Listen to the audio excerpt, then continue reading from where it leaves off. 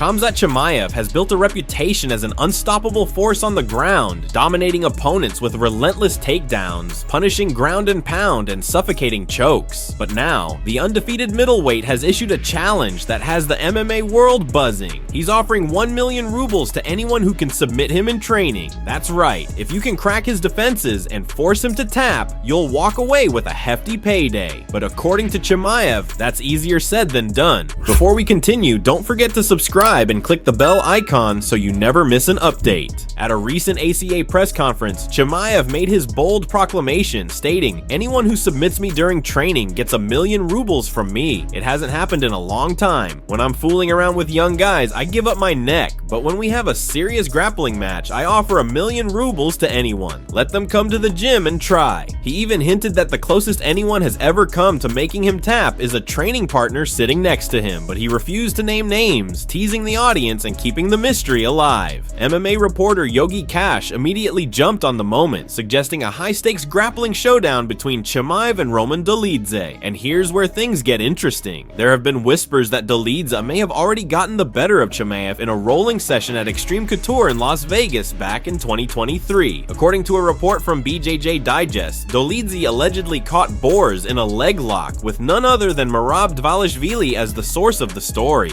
Dolidze, never one to back down, has already called for a fight with Chimaev inside the octagon, but with Chimaev ranked number 3 in the middleweight division and on the brink of a title shot, that matchup doesn't seem likely anytime soon. Still, the idea of someone testing Chimaev's ironclad grappling skills is enough to get fans talking. Could anyone actually cash in on his 1 million ruble challenge? Or is this just another example of Boers proving that when it comes to grappling, Joaquin Buckley isn't holding back, and this time, his sights are set on 2 big names, Conor McGregor and Marvin Vettori. Buckley has never been one to bite his tongue, but now he's speaking out about what he sees as a major issue in the MMA community. It all started with McGregor's latest controversy, reigniting his long-standing rivalry with Khabib Nurmagomedov. After the PFL fight between Usman Magomedov and Paul Hughes, the promotion fueled the rivalry by framing it as a Dagestan versus Ireland showdown. But things took a turn when McGregor made headlines yet again, this time for using the N-word during a social media rant aimed at Khabib and his family. The backlash was immediate, and Buckley wasn't about to let it slide. In a video, Buckley made it clear that he was shocked McGregor felt comfortable enough to post what he did. More than that, he was surprised that the MMA world, especially figures like Daniel Cormier, who has a close relationship with Khabib, didn't speak out sooner.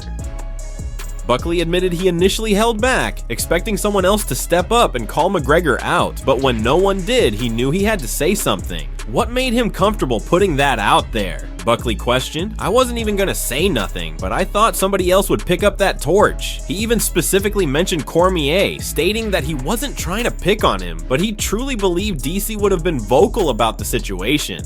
But McGregor isn't the only one in Buckley's crosshairs. Marvin Vettori has also found himself on the welterweight's bad side, and this beef runs deeper than just a social media post. According to Buckley, his issues with Vettori go back to their time at Extreme Couture, where Vettori gave him a hard time for refusing to spar just days before a fight. Buckley didn't appreciate how Vettori handled the situation back then, but now, the middleweight has added fuel to the fire by using the same racial slur in a social media post and making light of it. For Buckley, that's something he won't forget anytime soon. With all this unfolding, it's clear that Buckley isn't just speaking out for the sake of drama. He's calling for accountability. Whether it's McGregor, Vettori, or even respected figures in the MMA community staying silent, Buckley is making it known that some things can't just be ignored. And if no one else is willing to say it, he will. Strickland has revealed some tough news after UFC 312. Breaking his silence following his loss to Dricus du Plessis, he confirmed that his nose is broken, but mainly wanted to reassure everyone that he's okay mentally after the fight. Here's what Sean had to say. Hey, what up guys, we've been here once or twice. I'm so grateful for you guys' support, man. You guys are so awesome. Win or lose, you guys always ride, and I appreciate you, Dricus. Hats off, man. Hell of a fight. Broke my nose like 6 places. Silver lining is your nose is so broken, it's really easy to reset. So, that was a new experience. But, I'll be quick. I get so many messages from fans, friends, family, like, hold your head up, it's okay. And you guys, man, like, I'm good, dude. Like, losing sucks, but like, we all lose in life. And I talk to so many people, whether they lose their job, their girlfriend breaks up with them, and they just find themselves in this hole. But like me, I love the misery. Like, I love the suffering, because when you're miserable, when you're in pain, when suffering, the moment that's gone, and it will end, and there will be a new day, a better day, life's good. So, I'm grateful, and being grateful kind of keeps my head up. And, for you guys going through it, look at me, just, broke my nose in front of millions of people, sucks, lost a fight. And I still gotta wake up tomorrow, hold my head up, and be like, hey man, it's a new day.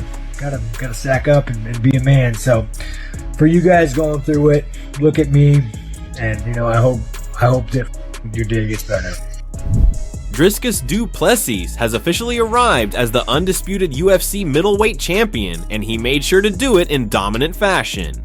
Heading into UFC 312, much of the buzz surrounded the brewing rivalry between Strickland and Khamzat Chimaev, but du Plessis stole the spotlight, leaving no doubt about who truly runs the division. From the opening bell, DDP came out relentless, pressuring Strickland with a versatile mix of strikes, while Strickland relied on his signature jab and counter right hand. As the rounds progressed, it became clear that du Plessis was a step ahead. Strickland, known for his volume striking and pressure, never seemed to get out of first gear. His corner pleaded with him to pick up the pace, but the South African warrior never let him find a rhythm. Then came the turning point. Du Plessis broke Strickland's nose in the 4th round, a brutal moment that all but sealed the fight. After a grueling 25 minutes, the judges had no doubts. A unanimous decision victory for du Plessis. Dana White summed it up perfectly in the post-fight press conference, acknowledging Strickland's inability to impose his usual suffocating style. He just never got going. White admitted, praising du Plessis for his composure and focus inside the octagon. Unlike some fighters who let emotions take over, du Plessis remains locked in from start to finish. No showboating, no reckless mistakes, just calculated violence. With the win, the question now is, what's next for the new champ? The answer seems clear. Dana White has already confirmed that Khamzat Chimaev is next in line for a title shot, setting up what promises to be an explosive showdown between two of the most aggressive fighters in the division. But that's not all. Backstage after the fight, du Plessis also had a tense exchange with Alex Pereira, who was in Strickland's corner. The reigning light heavyweight champion called out DDP for a super fight at 205 pounds, and to no one's surprise, du Plessis accepted the challenge. However, he made it clear, Chimaev comes first. Hamad's next, du Plessis stated emphatically in his post-fight presser, making it clear he wants to cement his status as the best middleweight before moving up. As for Strickland, the road back to the title just got a whole lot longer. With du Plessis now reigning supreme, Strickland may have to take on Israel Adesanya in a rematch to remain in the conversation. However, there are also rumors that Strickland wasn't at 100% heading into the fight, possibly dealing with a staph infection and being on antibiotics. If that's true, it could explain why he seemed unusually sluggish inside the cage. Regardless, one thing is certain, Strickland will need to make major adjustments if he wants another shot at the belt. So, with du Plessis versus Chimaev likely next, how do you see that fight playing out? And would you rather see DDP face Chimaev or jump straight into a super fight with Pereira? One thing is for sure, the middleweight division has never been more exciting.